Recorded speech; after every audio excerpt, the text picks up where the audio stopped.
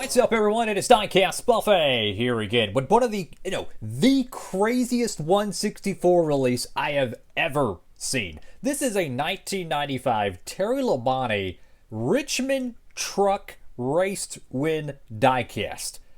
I'm not kidding. This thing just came straight out of left field. I have no idea. I had no idea this was gonna, even be made. I saw the pre-orders for it, and I was like, "You're kidding, right? This is a 124 exclusive, right? No, 164." So we're gonna be exploring the brand new diecast casting. Is it perhaps an original one from the 90s? I imagine there may be some updates to it. I'm fascinated with this release. Let's check it out. And here we go, folks, with one of the absolute craziest diecasts we have ever had in the studio. I am so excited for this one, man. The Terry Labonte Richmond Race Win. I mean, by far the most random diecast release I have ever seen. It takes the cake for it, guys. I mean, a 1995 truck diecast. This is the first ever NASCAR Classics truck diecast made. Ever. Like, literally ever. They have not made one of the NASCAR Classics line. It's Terry freaking Labonte, man. So that's dope. You have a Jeff Gordon paint scheme, right? And it's on a freaking Chevy Silverado mold that I don't know if it's the original casting or it's brand new, because they did make truck diecast back then. So that's something I don't know at the time of this video. Perhaps if, you've collected some of those 90s truck diecast, I have not. But if you have, maybe you could, add some depth to the conversation, so to speak. So, awesome idea. I have no idea how many they're making of this. This has all the makings of being one of those diecast years from now. You're like, wow, they actually made it. So get it while you can. I'm going to go ahead and carefully open it up, and I'll be right back. And before we do that, here's the official name for it. If you're curious, now I'm going to go ahead and open it up. Wow. Guys, is this thing cool or what, dude? I'm just looking at this. Like, this thing is so retro, bro. Wow. I mean, like, this is the thing. This is how a lot of the trucks actually looked back then. They were definitely interesting. So I don't know exactly how accurate this truck is. In fact, I'm going to go look at it real quick. I'll be right back. All right, so after doing some research, I figured out where this diecast mold really came from. So in 1995, Action did release a truck 164. I don't know how it was distributed, but it was definitely in a more interesting packaging. It was like a box that I guess I think the flaps on the side opened up. I don't know. Anyways, they did make the truck 164s, but there is some differences to it. So the original casting, I'm going to keep it a buck with y'all. I'm going to keep it a buck. I think they got the wheelbase wrong on it. From what I could see, all the photos that I saw of a 1995 Chevy Silverado in the NASCAR Truck Series, this area right here is supposed to be a little bit shorter, right? This wheelbase is supposed to be a little bit more over here. So what happens is now the wheelbase, it's a little too close to the cab, and then this over here is a little too far forward. The front ends on the actual Silverados, they're flat, right? But they're also a little bit more pronounced. They're a little bit, there's a little bit more depth with all the grill detail. This wheelbase should have been back a little bit. So what I'm trying to say is they kind of missed it on the original casting just based on photo references. I mean, literally, you could look it up if you'd like. But if you look at the truck from this side angle, the wheelbase honestly should have just been moved back a little bit. So I think they reused the same casting, which unfortunately did have an error in my opinion. I do believe the plastic, though, is mostly different. Now, the window net looks just about the same. I think the bed rails are larger than they were on the original one, maybe to make it a little bit less breakable potentially, maybe a little stronger. I think the front window probably has a little bit more depth to it, the window bars. So essentially, it looks like the actual casting is the same in terms of the metal, but the plastic is a slightly different here. So it's really, really, really, really cool. Don't get me wrong, but I just really, really wish they would have fixed that wheelbase thing. And I mentioned this in the diecast haul where I got this diecast in.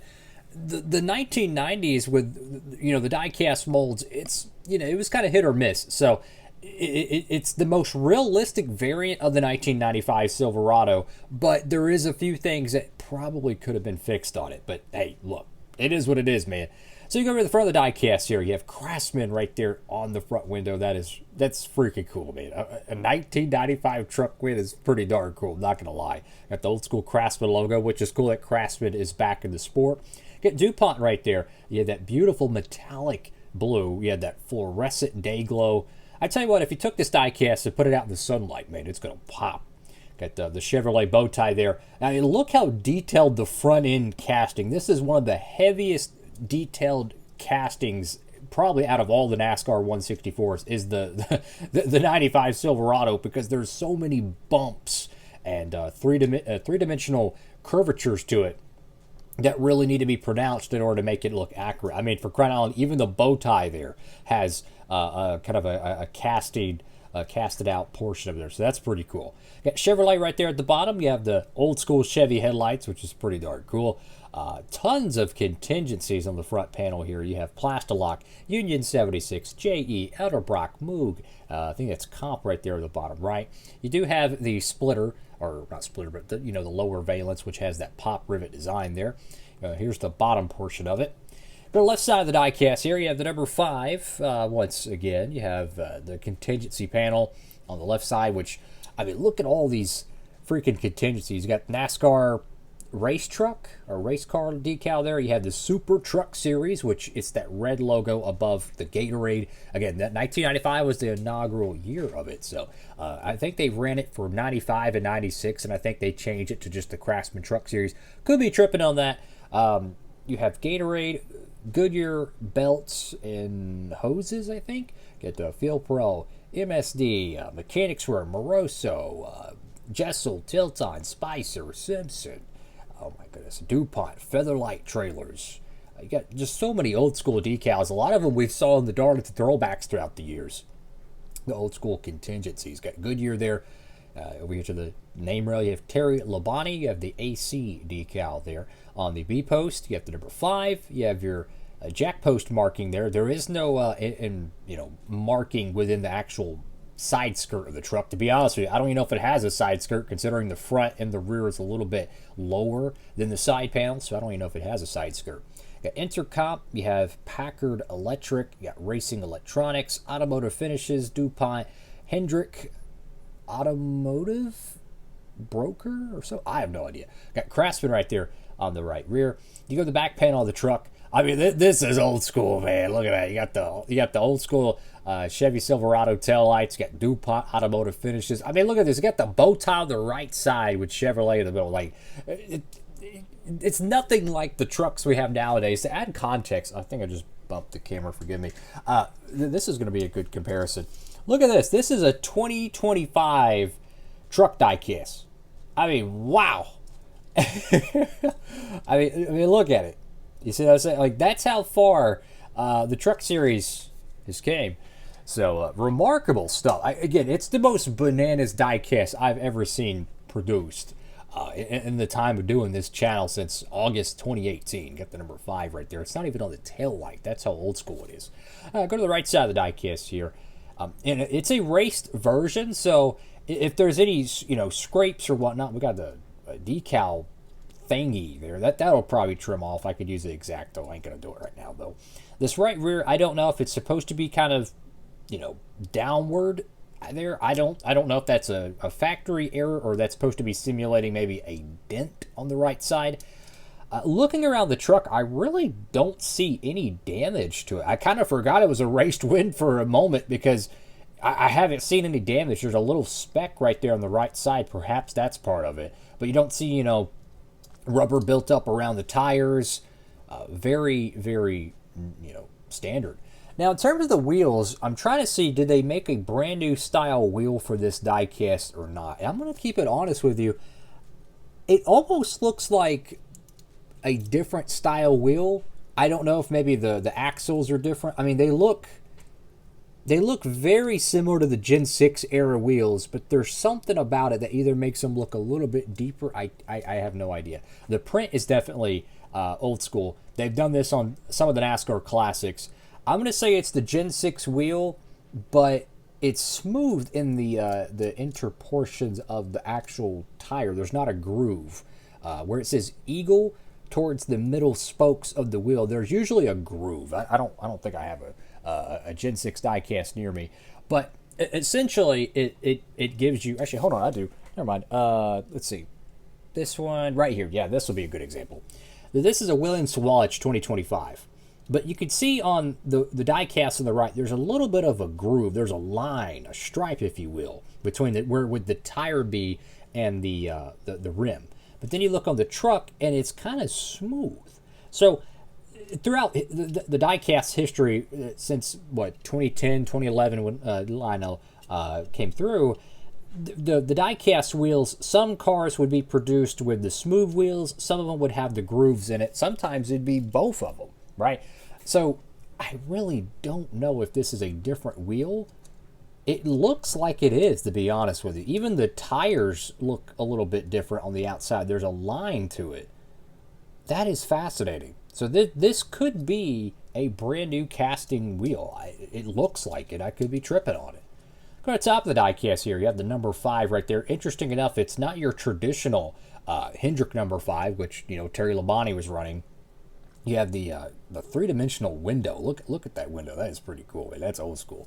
Go over here to the back panel of it. You don't have a brake light or whatever on the cab. You do have these giant, and I mean giant bedposts. I mean, I talked about this earlier in the video. I think they made these larger than the original diecast because maybe they broke easily. Maybe it was more realistic. The photos I seen, the bed covers were not that large. I'm going to keep it a buck with you. Again, we're gonna show the Ben Rhodes diecast for comparison. Yeah,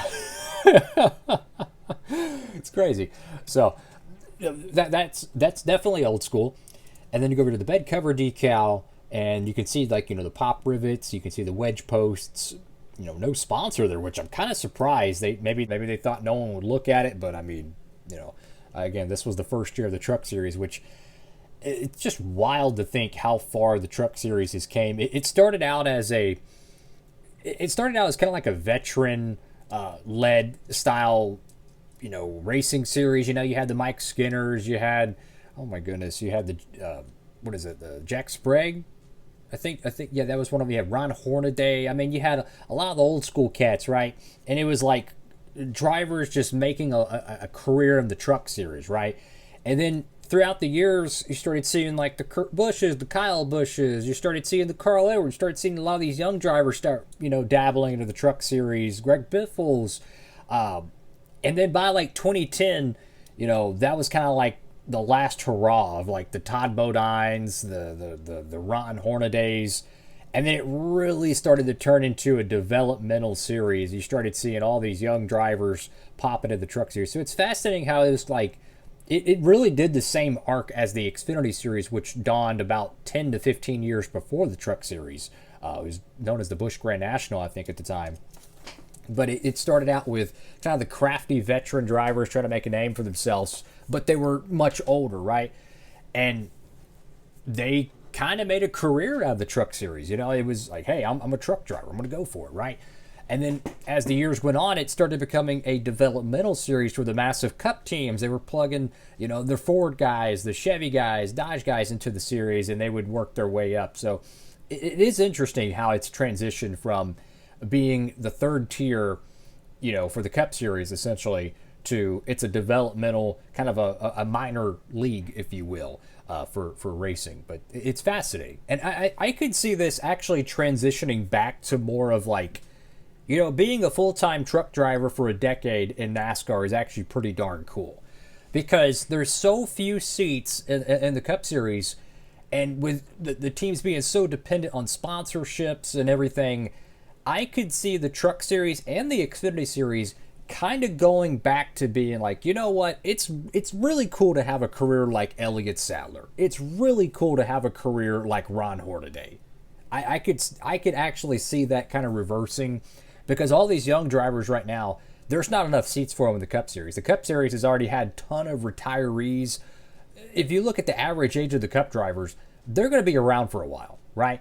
So that means there's not going to be seats to be filled. There's not going to be drivers retiring. They're going to have to land somewhere, which means a lot of drivers are going to transition back to being full-time Xfinity or truck drivers. And there's nothing wrong with that. There's nothing wrong with that. So in a weird way, I think this style of truck series racing, or in terms of the culture of it, I think it's going to transition back where you're going to see drivers saying, you know what, darn the torpedoes, I'm going to go be Ben Rhodes and I'm going to go win truck championships. I want to go race like Todd Bodine.